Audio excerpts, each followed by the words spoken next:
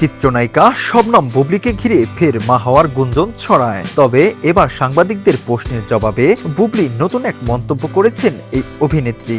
সম্প্রতি একটি সুন্দরী প্রতিযোগিতার অনুষ্ঠানে সাদা পোশাকে পরীর মতো লুকে হাজির হন বুবলি। অনুষ্ঠানে তার পোশাক ও চলাফেরায় বেবি বাম্প স্পষ্টভাবে ক্যামেরাবন্দী হয়, গুঞ্জন আরও জোরালো হয়। অনুষ্ঠান চলাকালে কাজ ও ব্যক্তিগত জীবন নিয়ে সাংবাদিকদের নানা প্রশ্নের মুখোমুখি হন তিনি। আলোচনায় আসে দ্বিতীয়বার মা হওয়ার বিষয়টিও। তবে এ প্রসঙ্গে সরাসরি কোনো মন্তব্য না করে কৌশলে এড়িয়ে যান বুবলি।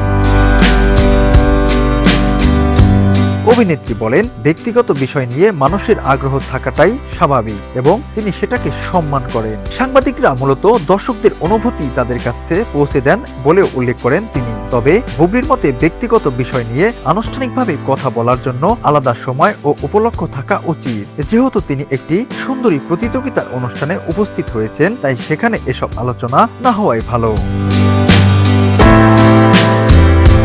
ভুল তথ্যভিত্তিক সংবাদের প্রসঙ্গে বুবলি জানান, তিনি লক্ষ্য করেছেন অনেক সময় তার বক্তব্য না নিয়েই সংবাদ প্রকাশ করা হয়, যা মোটেও সঠিক নয়। শুটিং এর ব্যস্ততার কারণে ফোন ধরতে না পারলেও তিনি অন্তত একটি মেসেজ প্রত্যাশা করেন। যদি মেসেজের জবাব না দেন, তার মানে ওই বিষয়ে তিনি আপাতত কথা বলতে আগ্রহী নন। অথচ কথা না বলেই তার নাম বক্তব্য প্রচার করা দুঃখজনক বলেও মন্তব্য করেন অভিনেত্রী।